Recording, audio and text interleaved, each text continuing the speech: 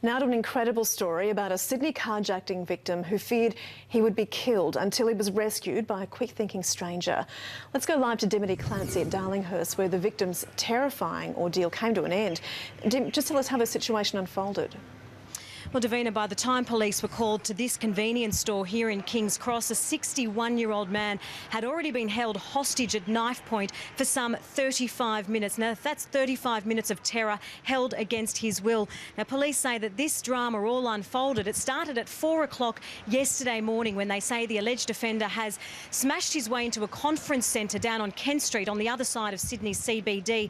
We understand while he was in there, he's helped himself to a cup of tea. He's ransacked the place before falling asleep in the fire exit stairwell. It was about 9 o'clock when the manager of that conference centre has arrived and been confronted by this man who he says was armed with a knife.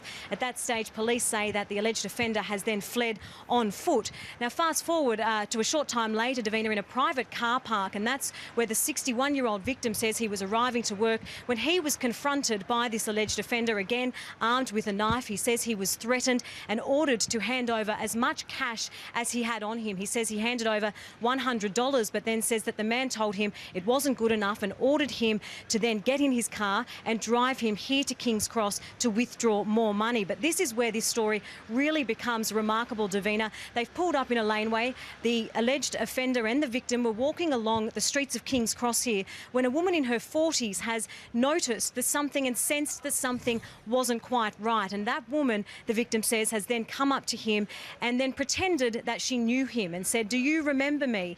And luckily the victim has sensed what she was doing, and they've pretended that they were colleagues and continued to distract this man as they walked along to this convenience store. Now, they've entered into this convenience store, Davina. The victim has taken the alleged offender over to that ATM that you can see there. He was withdrawing money when that woman has then mouthed to the cash attendant here to hit the emergency button and to call police.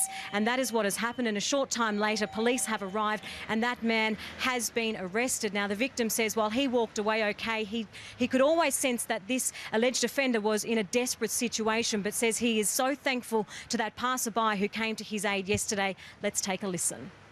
On the pretext of keeping him there, she said, "Look, I'll buy you some cigarettes." And the guy was, he was appreciative of that. He couldn't believe it. He said, "Look, I'll pay you back." And by the time this transaction occurred, the police arrived.